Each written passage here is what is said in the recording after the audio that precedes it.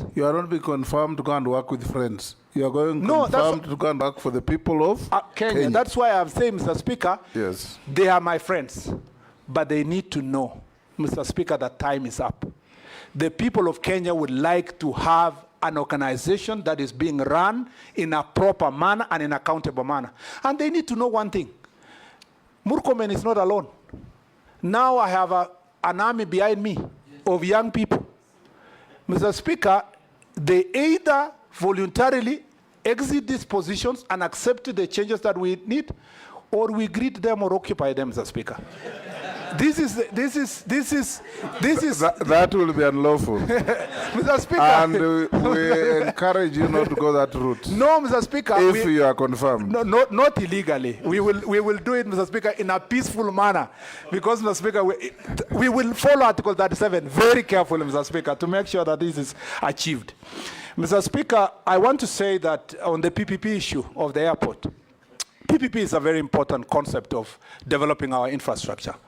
You know that, Mr. Speaker, as I said earlier, on the road of Rironi-Mau Summit, already the previous government had committed itself on the PPP.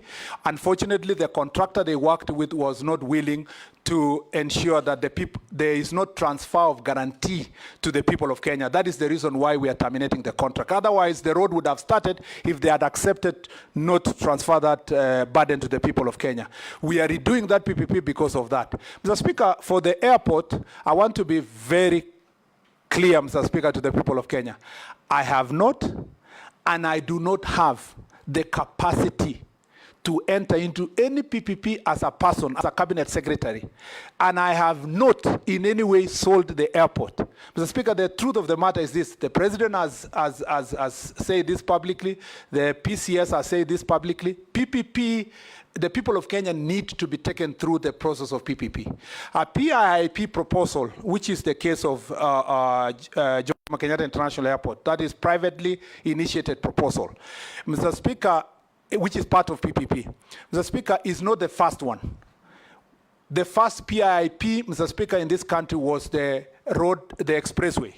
The expressway was through a PIIP. The government evaluated it. They found a proper contractor. Now we have expressway with a contract period of 30 years, transferable back to the people of Kenya once the road is used and maintained. Mr. Speaker, the difference between the expressway and the airport is that there was a proposal. And this is not just one proposal. People keep coming with proposals. Some are serious, some are not serious. Some you invite them to come for meetings, they don't come. When a PIIP proposal has been done, the contracting authority, in this case Kenya Airports Authority, goes through a preliminary process of establishing the viability and the verifying the existence of the company, the capacity, and so forth. Once they do the preliminary process, Mr. Speaker, as the case is in Jomo Kenyatta International Airport, that process now moves to PPP committee, PPP's directorate in the ministry, in the treasury. That process has not even reached the treasury yet. What Kenya Airports Authority was to do is to first establish the relationship with the proponent.